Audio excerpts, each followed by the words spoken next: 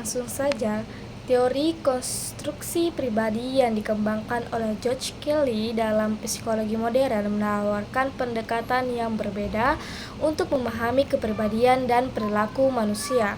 Kelly berpendapat bahwa setiap individu membangun dan mengorganisasi pemahaman mereka tentang dunia berdasarkan pengalaman yang mereka alami. Hal ini dilakukan melalui konstruksi pribadi, yaitu cara individu memandang dan menilai kejadian-kejadian di sekitarnya. Konstruksi ini terdiri dari pasangan oposisi seperti baik buruk, ramah menyendiri, atau kuat lemah. Melalui konstruksi ini, seseorang dapat memprediksi dan memahami peristiwa yang akan datang serta mengatur respons mereka terhadapnya.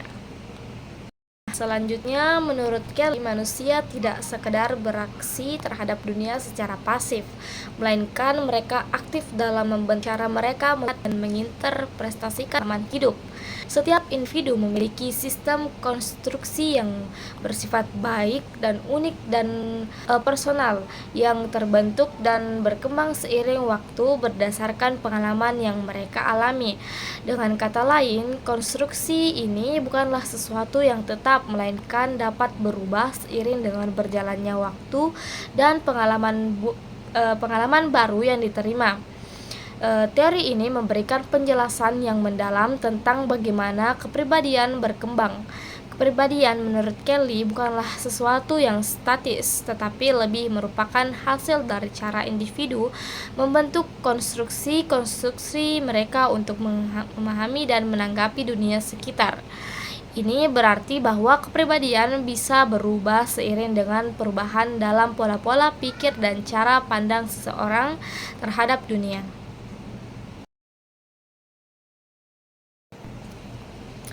Nah, implikasi teori ini dalam psikologi modern sangat besar karena ia menawarkan pandangan yang lebih fleksibel mengenai pembentukan dan perkembangan kepribadian. Individu dipandang sebagai agen aktif yang terus mengembangkan dan mengikat konstruksi mereka berdasarkan pengalaman yang mereka alami. Dalam konteks psikoterapi, teori ini juga memberikan pendekatan yang berguna untuk membantu individu mengubah cara pandang mereka terhadap dunia, yang pada gilirannya dapat mengarah pada perubahan perilaku yang positif dan meningkatkan kesejahteraan psikologis. Konstruksi pribadi membantu kita memahami bahwa kepribadian itu bersifat dinamis dan terbentuk melalui interaksi aktif dengan dunia, bukan hanya sebagai hasil dari faktor internal atau eksternal yang tidak dapat diubah. Nah, artikel tersebut membahas psikologi konstruk pribadi. George Kelly menekankan bahwa individu secara aktif menciptakan realitas mereka sendiri melalui konstruksi pribadi. Teori Kelly menyoroti konsep alternativisme yang menyatakan bahwa interpretasi realitas bersifat fleksibel dan dapat direvisi, berbeda dengan teori psikologi tradisional.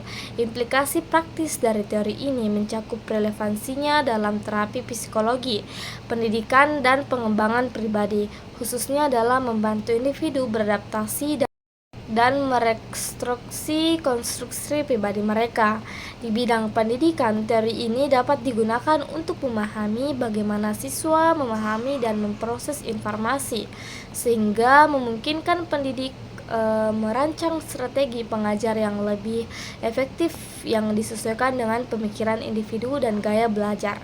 Secara keseluruhan, teori konstruk pribadi Kelly memberikan wawasan mendalam tentang dinamika kepribadian, menekankan hubungan antara konstruksi mental individu dan pengaruhnya terhadap perilaku, emosi, dan pengembalian keputusan dalam berbagai konteks.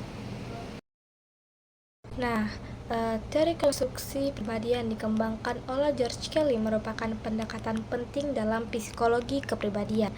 Teori ini berfokus pada cara individu memahami dunia melalui sistem konstruksi pribadi, yaitu pola pikir atau kerangka interpretasi yang digunakan untuk menafsirkan pengalaman.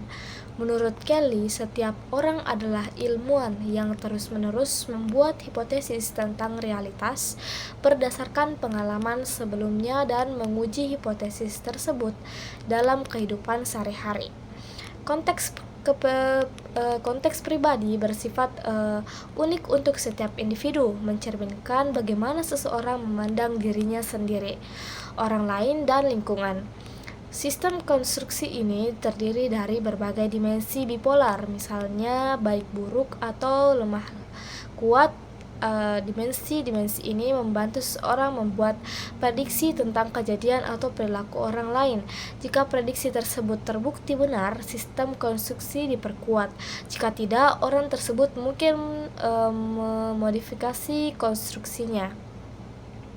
Implikasi teori ini terhadap kepribadian sangat signifikan.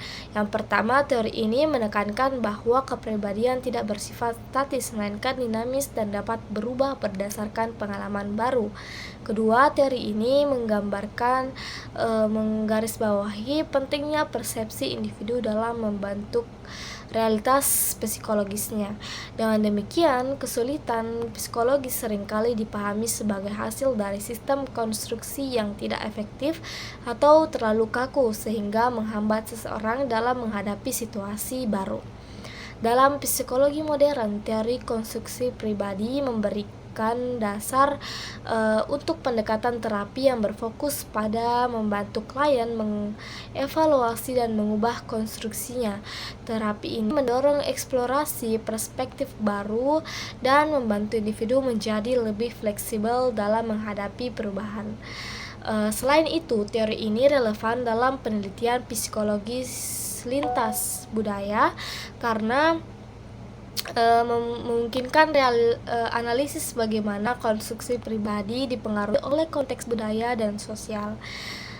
Pendekatan Kelly tidak hanya memberikan wawasan tentang dinamika kepribadian, tetapi juga menawarkan kerangka kerja praktis untuk memahami kompleksi manusia dalam berbagai situasi kehidupan.